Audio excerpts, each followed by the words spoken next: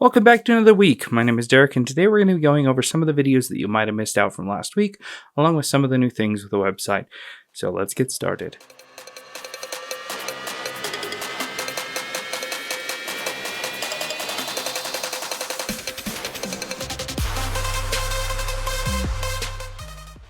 If you didn't check out my review of a video made by MrPhoneDoctor.com showing the process to replace the glass only on an iPad, I highly recommend you do it.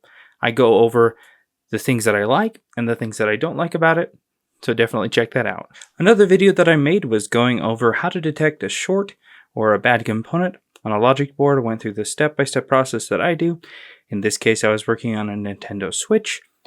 We were able to troubleshoot the issue, and I went through the process of showing how to alleviate a short. So check that video out if you haven't already. And last but not least, we looked at an MacBook Air model A2337 that had a broken LCD. So I show the process of how to replace the LCD panel only. So check that video out. As I went over every single step in showing how to replace the LCD panel only so that you don't mess things up. Now finally, there are still some shipping issues going on. So the cutoff time for overnight shipping is noon Eastern Daylight Time. So for example, if you're in California, that's 9 a.m. While the cutoff time for the other orders is going to be 4 p.m.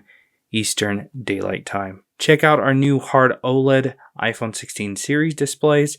And if you aren't part of the Genuine Apple Parts program, I highly recommend you do it so that you have access to the official Genuine Apple iPhone, iPad, and MacBook parts. There's been a massive price drop on Apple devices, like our iPhone 16, iPad 11, even some of the Apple Watches. So definitely take time to check those out and all of the different conditions, colors, and memory sizes. Well, that basically wraps up today's video.